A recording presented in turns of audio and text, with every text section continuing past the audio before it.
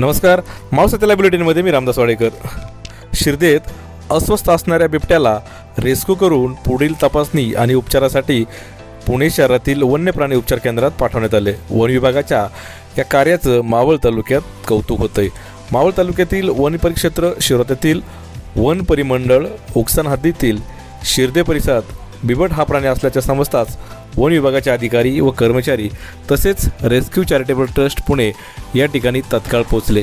या टीमने या परिसरातील पाहणी केली असता बिबट प्राणी एका गोठ्यामध्ये आढळून आला. हा बिबट अस्वस्थ असल्याचं तज्ज्ञ पशुवैद्यक अधिकारी यांनी प्रथमदर्शी निदर्शनास आणले. याच अनुषंगाने वन विभाग आणि रेस्क्यू टीम यांच्या अथक परिश्रमाने बिबट्याचं यशस्वीरित्या रेस्क्यू करण्यात आलं आणि त्यास पुढील तपासणी आणि उपचारासाठी वन्य प्राणी उपचार केंद्र पुणे इथं तत्काळ पाठवण्यात आलं.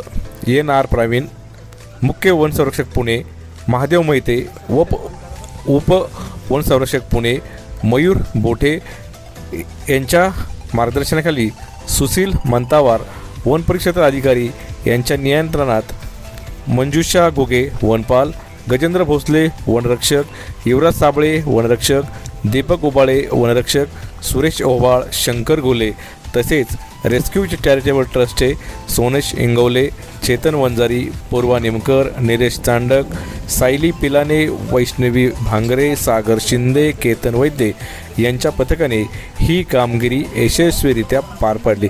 या कामगिरीबद्दल मावळ तालुक्यात वन विभागाचं कौतुक होत आहे. मावळ तालुक्यातील वास्तव पाहण्यासाठी मावळ सत्य लाईव्ह बुलेटिन न्यूज चॅनलला यूट्यूबवर सबस्क्राईब करा आणि बेल आयकॉन प्रेस करा.